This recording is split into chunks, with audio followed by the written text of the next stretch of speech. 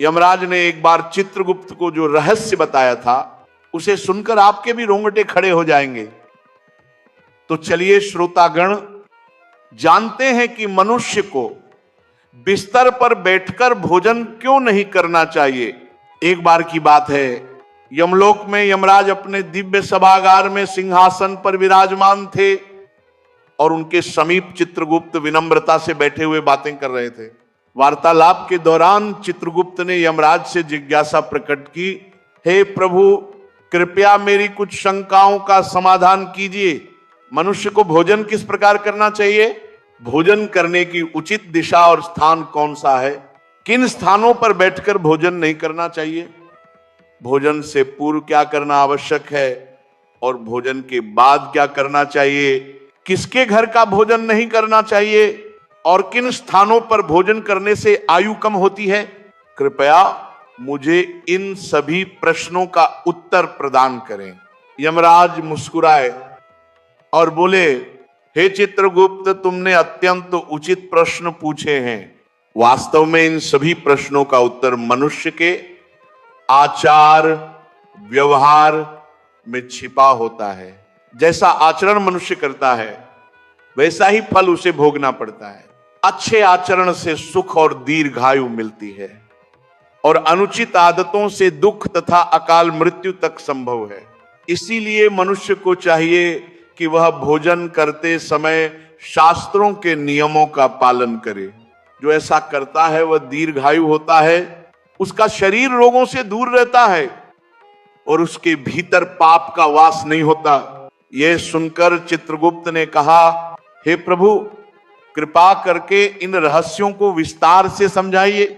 यमराज गंभीर होकर बोले, हे चित्रगुप्त, तुम्हारे प्रश्नों का उत्तर देने से पहले मैं तुम्हें एक प्राचीन कथा सुनाता हूं।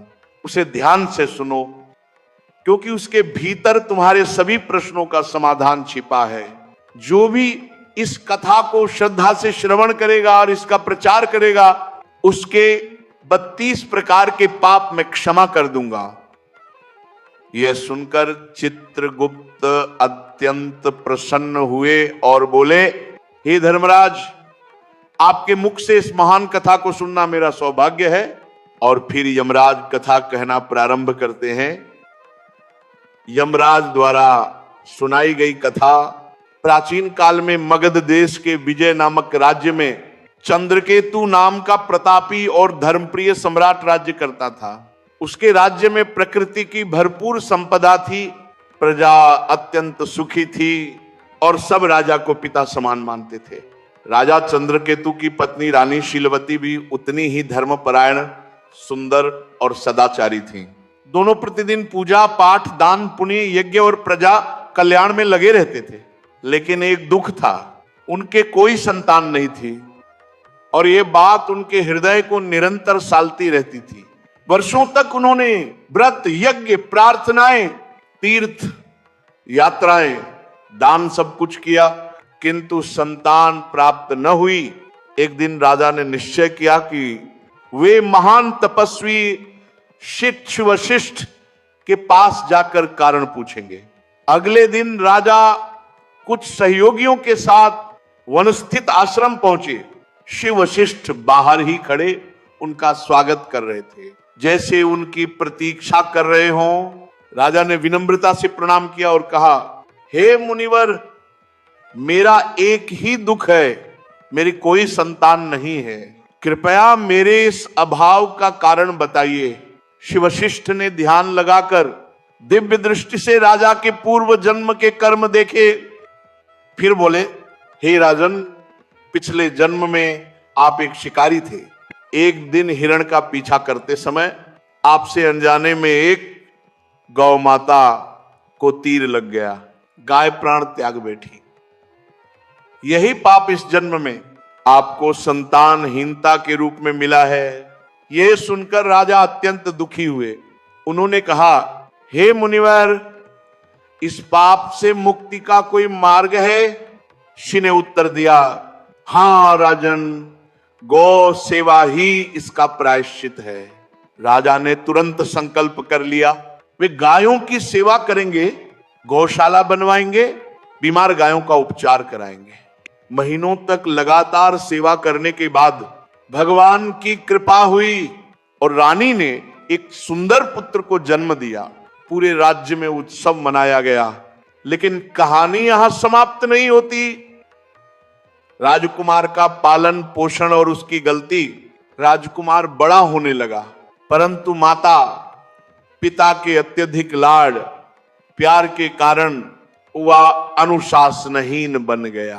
वह सुबह देर तक सोता, बिना स्नान किए नाश्ता मांगता और प्रायः बिस्तर पर ही भोजन करता। सेवक सोने की थाली में पकवान लेकर उसके कक्ष तक पहुंचाते, कोई उसे टोकता नहीं था। इसी गलत आदत के कारण उसके शरीर में रोग बढ़ने लगे और 16 वर्ष की आयु में वह अचानक गंभीर बीमारी से ग्रस्त हो गया। राजवैद्य, औषधियां, यज्ञ सब व्यर्थ हो गए। कुछ ही दिनों में राजकुमार ने प्राण त्याग दिए और राज्य में शोक छा गया। राजा रानी शोक में डूबे और श्री वशिष्ठ के आश्रम पहुंचे। वशिष्ठ जी ने दिव्य दृष्टि से देखा और बोले, हे राजन, आपके पुत्र की अल्पायु का कारण उसके अपने ही अशुद्ध आचरण थे। वो बिना स्नान किए भोजन करता था और सबसे बड़ा दोष, वह बिस्तर पर बैठकर भोजन करता था। ऐसा करने से शरीर रुग्ण होता है, जीवन ऊर्जा क्षीण हो जाती है और जीवन अल्प हो जाता है। दान प्रिय राजा रानी को अपनी भूल का पश्चाताप हुआ और उन्होंने शेष जीवन आश्रम में बिताया। यमराज का अंतिम उपदेश। कथा समाप्त कर यमराज चित्रगुप्त से बोले, देखा चित्रगुप्त, कैसे मनुष्य की आदतें ही उसके जीवन को संवारती या बिगाड़ती हैं। राजकुमार की अकाल मृत्यु उसके अपने आचरण से हुई। यमराज ने आगे बताया, मनुष्य को भोजन से पूर्व स्नान अथवा कम से कम हाथ पैर मुख अच्छी तरह स्वच्छ करने चाहिए। मन में ईश्वर और अन्नपूर्णा देवी का स्मरण करना चाहिए। भोजन कहाँ करना चाहिए? जमीन पर चटाई बिछाकर पालथी मारकर बैठकर खाना चाहिए।